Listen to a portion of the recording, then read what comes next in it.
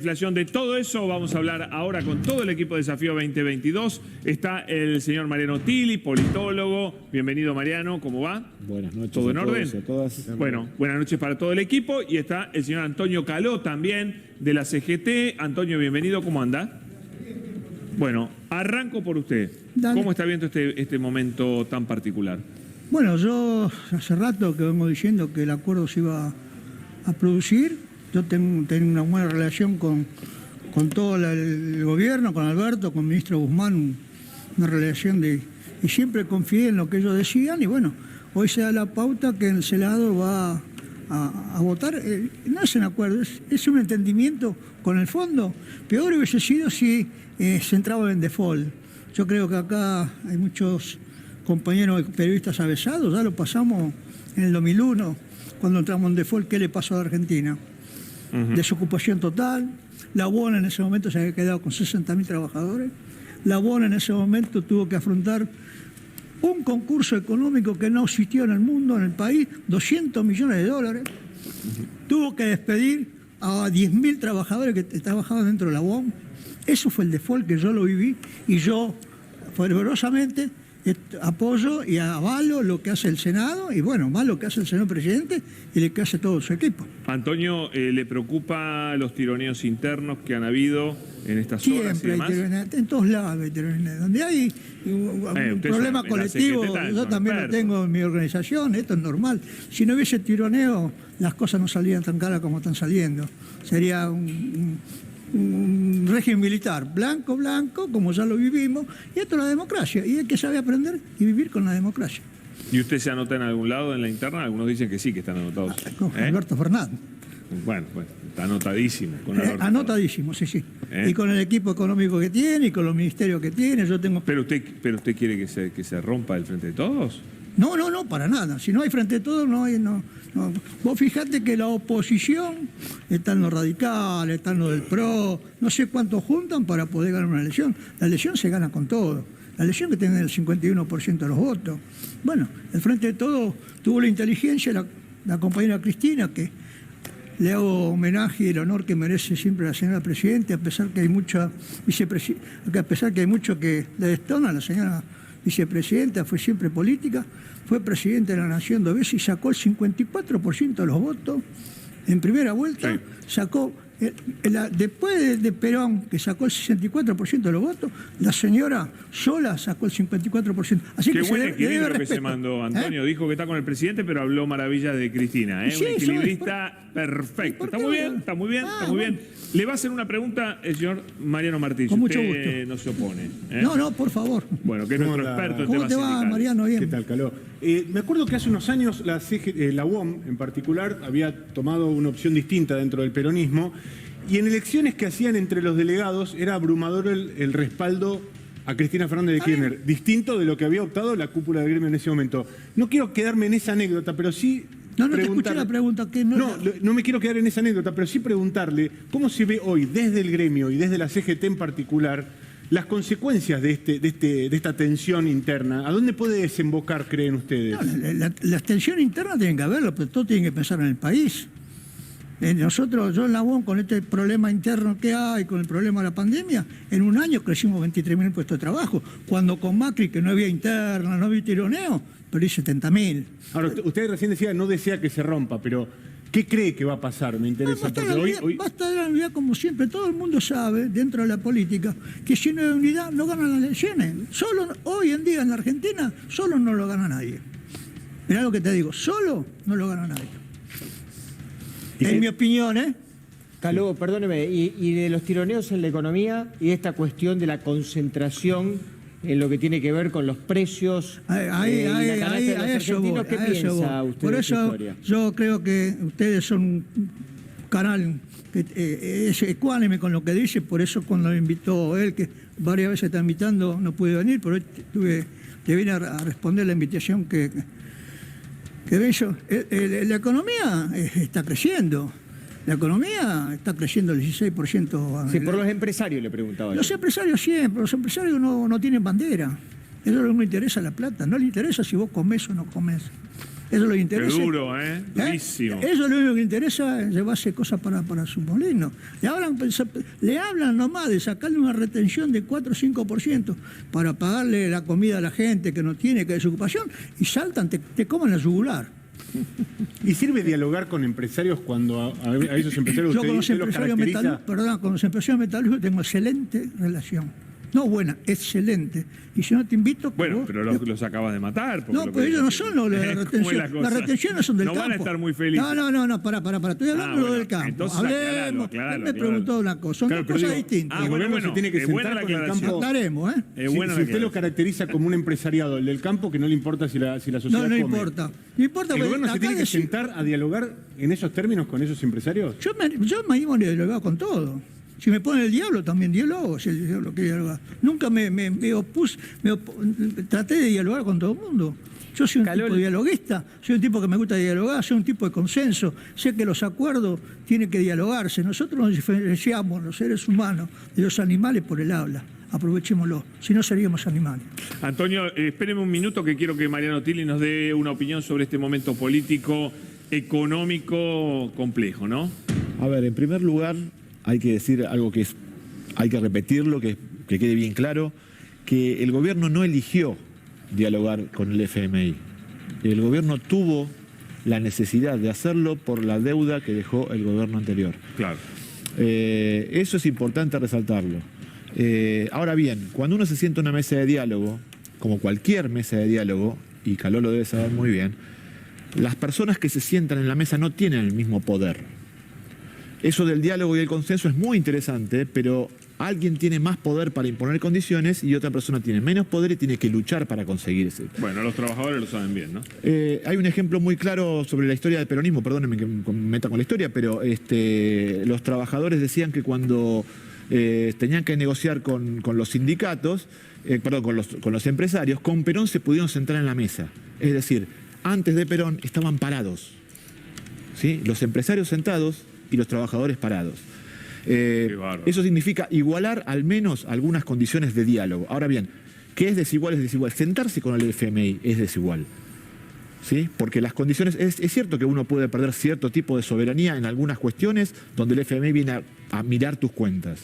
Ahora, en esa negociación yo creo que el gobierno ha salido mucho mejor parado que el montón de negociaciones que hemos tenido en los últimos 30 años.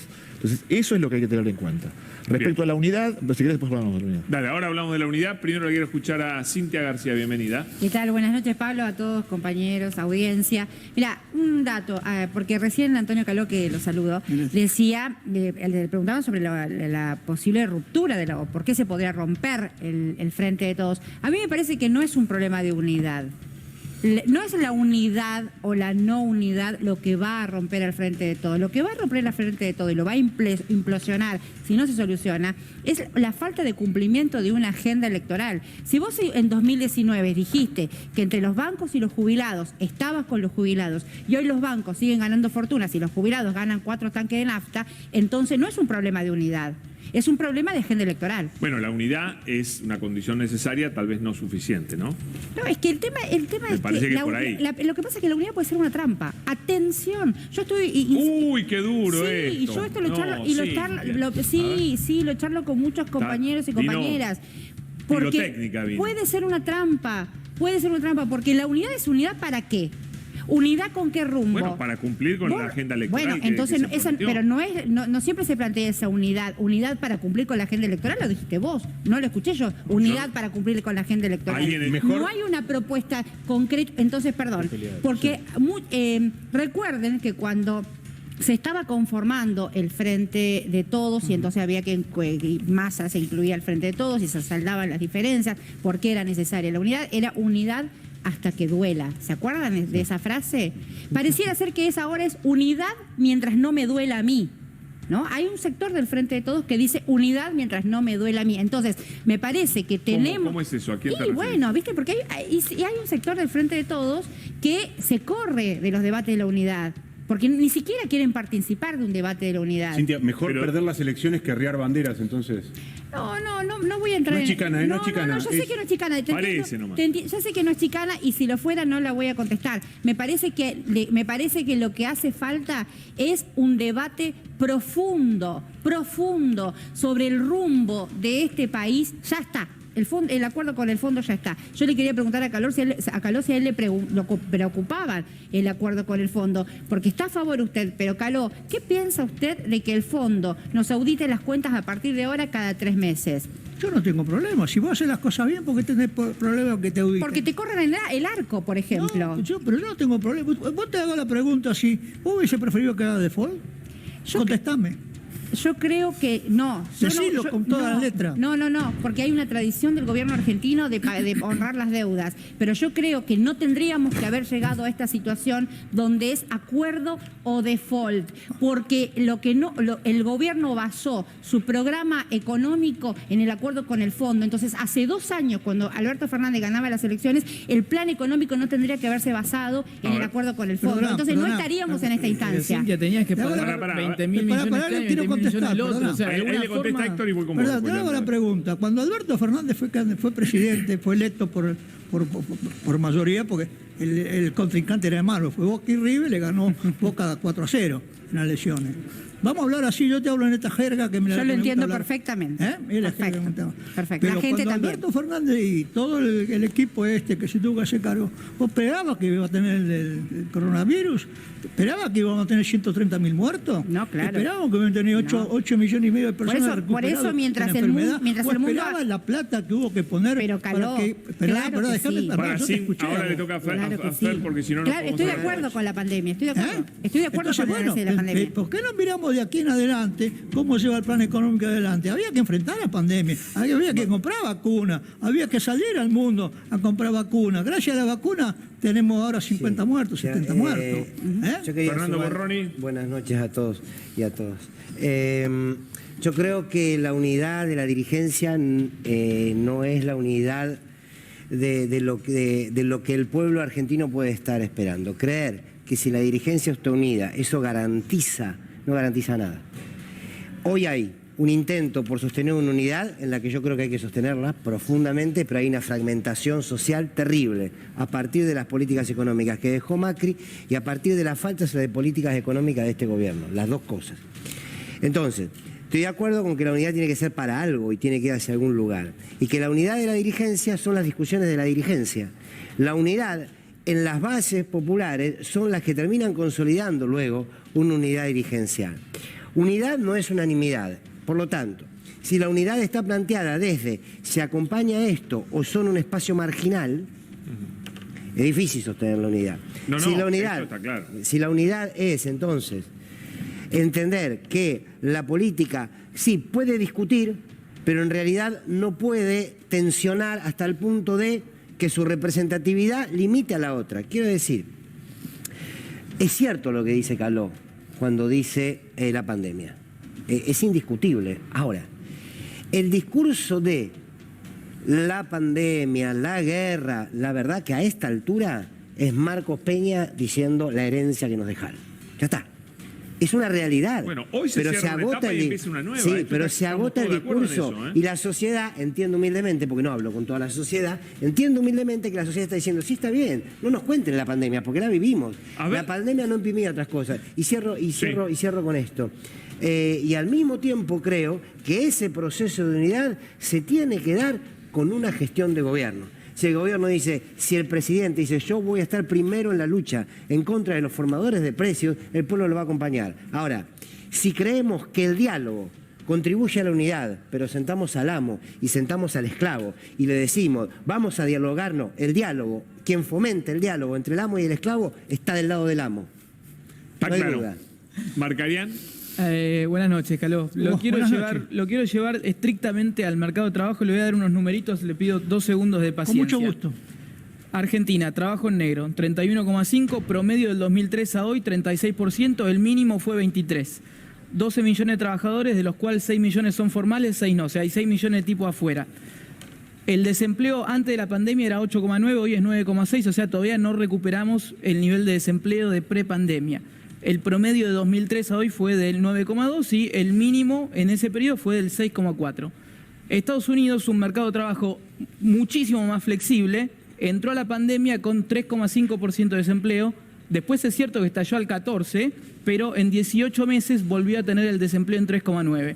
El promedio del 2003 a hoy en desempleo en Estados Unidos fue del 6%, o sea, un 50% más bajo que el nuestro. Y no tiene más números porque bueno, nos y pegamos ni un tiro, hablar de pará. que los niveles de salario allá son mejores que los de acá. Entonces, mi pregunta es, ¿Cuál es la pregunta? ¿por qué el sindicalismo defiende un mercado de trabajo, un modelo de mercado de trabajo tan rígido como el argentino, cuando los números demuestran que mercados más flexibles rígido para ofrecen vos? mucho mejores ¿Qué es resultados? rígido para vos?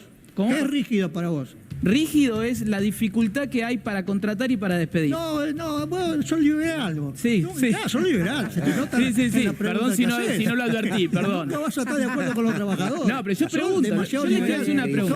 Vos me traes números ahí, Sacó la ficha. números de 2003. Yo te hago una pregunta. ¿Vos pensabas hoy, el día de la fecha, que Norteamérica iba a tener el 7,5 de inflación cuando siempre tuvo un año, un 1%? ¿Lo tenías previsto? vos? Caló, en el momento que vi las locuras que estaba haciendo en el último periodo Bush con Biden de regalar cheques a lo loco, sí. Está bien. Bueno, Sí. yo no lo esperaba. Sí, Para mí sí. es una novedad. Bueno, pero hay que Es saber una novedad. política monetaria ¿Vos para eso, pero esperabas sí. que Macri, cuando hablando que vos a lo viejo, Macri decía que iba a sacar el impuesto de la ganancia y no sacó nada? ¿Vos esperabas que Macri dijo Estoy que acostumbrado a que los políticos me mientan, entonces sí. Déjame hablar, estamos criticando ahora la pobreza que hay en este gobierno.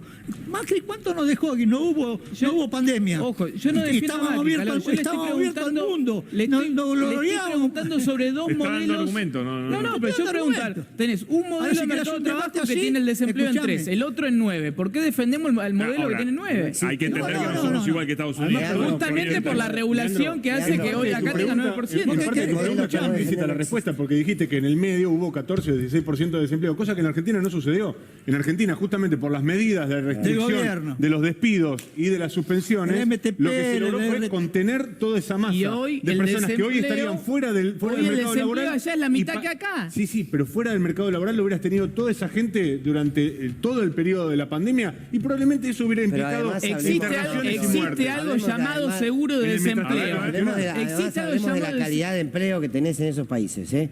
Vos Porque me vas si a el decir tema que el es- empleado en Estados Unidos vive más tiene mucho precario menos que... derecho que acá. Sí, Olvídate. sin duda que sí, olvídate. Hablame del nivel de salario. Olvídate. ¿Vos qué querés? Tenés ¿Vos que qué querés, viajar más derecho a o Estados salario? Unidos, ¿Qué- por Leandro. qué- ¿Cómo? Tenés que viajar más a Estados Unidos. Pero Viajo un montón a Estados sin Unidos. derecho no hay Voy a- salario. Yo le pregunto Sin algo. derecho no hay ¿Sabés salario. cuánto le dan al fondo? ¿Sabés cuánto le dan al fondo a los norteamericanos que no hacen lío? ¿Qué cosa? De desempleo, como cobran acá la web. $1.200. Acá ganamos $400 por mes trabajando 9 horas por día. Y justamente No me ahí ganan comparás más. una Hay que cosa copiar con la eso, no otra. lo nuestro. Eso ¿Vos qué comparable. querés Tengo que compararme con despedirlo a Antonio. Norteamérica? Mariano, y lo despido a Antonio que se tiene que ir. Tenemos No, otro me quedo. invitado. Me gusta el debate. Me gusta. Me pone contento. Me quedo Mariano. todo el programa. Me encanta. Claro, que se siente acá, que Tengo se que siente debatir con acá. Mariano, todavía tengo que debatir con Mariano. Que venga Pablo. acá, le hacemos un lugar, acá en el medio. Quería hablar de, Sí, de la unidad, pero me quedé sobre el tema de la economía, de los modelos, en este caso laboral. Hay una cosa que me parece que los economistas a veces se olvidan, no estoy hablando que sea economista el compañero, pero esta idea de exportar modelos, de copiar modelos, es algo que nos llama poderosamente la atención, porque los modelos económicos se aplican en sociedades. Si no pensamos que la economía es como una ciencia exacta, como la fórmula matemática, la sacamos de acá y la ponemos acá. La economía es una ciencia social, es decir, se aplica en una cultura, en una sociedad donde tiene sus prácticas políticas. Por ejemplo, hay algo que es muy local, que siempre ya hemos hablado y hay muchos libros sobre el tema. Nuestra facilidad, nuestra búsqueda de ahorrar en moneda extranjera, que es dólar, ni siquiera euro. Estamos hablando de prácticas sociales nuestras que hacen que importar modelos no tenga ningún sentido. Porque Perdón, el ministro cuando dijo del modelo de macroeconómico de coordinación global muy conocido en la academia, no lo inventó él. O sea, ese modelo que en realidad no existe, lo está adoptando de algún otro lado. El modelo argentino, que digamos que el peronismo viene usando hace 50 años, no surgió de Argentina, surgió de la CEPAL, que la CEPAL digamos, es un organismo de Naciones Unidas. Lo que decís vos, a ver, los modelos existen y es cierto que, digamos, no existe el one size fits all, o sea que tomás algo y se aplica en todos lados y da siempre lo mismo. Es correcto eso. Tiene que estar ajustado a, digamos, a las sociedades. Ahora, yo lo que planteo es, nosotros venimos equivocándonos, tratando de inventar una rueda y fracasando, porque digamos, los niveles de desarrollo humano, sociales, de pobreza, desempleo en Argentina son bastante inferiores que los que tenés en otros países donde reina la libertad económica. Entonces mi punto es, ¿por qué siguen insistiendo y defendiendo cosas cuando los resultados acá son peores que los de allá? Igual digo, hablando sobre la libertad económica, porque a veces los liberales hablan de que la libertad económica es total. Casi todos los países del mundo, incluso los más liberales, tienen regulación antimonopólica. Yo no te digo que tengo que interrumpirlo porque de verdad tenemos otro invitado, Antonio. Le pedimos un cierre. Déjame debatir un poco con Mariano. ¿Qué le quería decir a Mariano? No, que me pregunte de las elecciones, tanto que habló de las elecciones de la BON, que me pregunte qué pasó en las elecciones. Hubo elecciones, que yo iba a tener oposición, en la Unión Obrera Metalúrgica. que mi lugar corría peligro. Escuché a leer eso. ¿Dijo eso, Mariano Martín? Fíjate, leer. Durísimo. Sí. Hubo elecciones la semana pasada en la Unión Obrera Metalúrgica, en todas las seccionales, en 12 de las cuales hubo competencia interna, 12 de las cuales hubo competencia interna, y el resultado fue a grandes rasgos favorable, pero en algunas seccionales muy importantes hubo resultados que deberían causarle preocupación, por lo menos desde mi punto de vista en Avellaneda. ¿Pero qué quiere que gane? ¿10-0? No, pero si vos estás en Avellaneda... Después se quejan que No. Yo, si te digo cuál es la estructura, que la conozco muchísimo menos que Antonio Caló, de las elecciones en el gremio metalúrgico, tiene que ver con una suerte de colegio electoral que designa cada seccional a los votantes. Es algo probablemente farragoso. El 24 hacemos la elección de secretariado, que se hacen presentes son los electores de todas las seccionales. Te invito a que lo presencies si te das cuenta la unidad que hay dentro de la BON. Y si dentro de la vos decís que hubo seccionales, que hubo problemas, si alguna seccional tiene la oportunidad que no están conformes con Caló, el 24 que hagan una lista y yo... No, está claro, yo creo que no hay ninguna duda. No se lo digo a los metalúrgicos, no, te lo digo para que lo escuches. Está buenísimo el debate. Yo creo que no hay ninguna duda de que usted va a ser reelecto. La diferencia es que en contraposición con otros procesos electorales hubo ruidos muy importantes en seccionales que usted no puede desconocer. El caso de Avellaneda, el caso de Morón, el caso de... Hubo interna. Ya terminó la interna, ganó la sesión, ganó el secretario general de Avellaneda y yo... Que no era el que a usted le gustaba. Que no era el que a usted le gustaba. No tiene que ver, a mí yo no tengo quien me gusta. Yo aprendí de mi maestro Lorenzo Miguel. ¿Sabes qué me dijo Lorenzo Miguel a mí cuando empecé? Cuando me dice, en la UOM, cuando hay elecciones, no te sentés con nadie. Y cuando alguno quiere hablar con vos, dice, te sabes lo que tenés que decir, andá a ganar y después venís a hablar conmigo. ¿Y el de Avellaneda va a ser su número 2? Caló. ¿Va a ser su secretario adjunto? ¿Va a ser su número 2? Eso lo elige el colegio electoral, no lo decido yo. Muy bien. Gracias, señor. Gracias, Antonio. Muy amable. La rompió toda, ¿eh? No, le quería contestar que a vos te parece, ahora estamos fuera de cámara, que vos podés sentarte al lado tuyo en la mesa cuando uno te vino a la puerta del gremio a putearte. ¿Vos lo harías, un colega tuyo de eso acá? Él no. Es bravo. No, yo soy medio cabrón. Pero no tengo, la responsabilidad institucional que tiene usted como líder del sindicato fabril más importante de la Argentina. El que no está de acuerdo cómo se forma el secretario, tiene la oportunidad de presentar otra lista y competimos. A ver quién es mejor. Antonio, gracias, un gustazo. Muy amable. Estar amigo conmigo, gusto, ¿Le puedo dar la mano a los compañeros? Le quiero dar la mano al norteamericano le voy a dar la mano. A Mariano. Señores. A Mariano también, ¿no? A ver, a todos. Siempre atiende el teléfono, siempre, la verdad. Me gustó. Y vos lo bardeás, y vos lo tratás mal. Me gustó el apodo que también en mi trabajo tratarlo un poco mal, ¿sí, no? Gracias. Ahí está. Chao, un gusto. Igual. Un gustazo conocer. Lo quiero en mi lista, Es un placer. Que se quede, póngale una silla. Qué grande, Antonio. Capo total, Lo quiero en mi equipo. Capo total. Gracias, Gracias por la invitación. La semana que viene lo necesitamos de vuelta. Sí, señores. Hagamos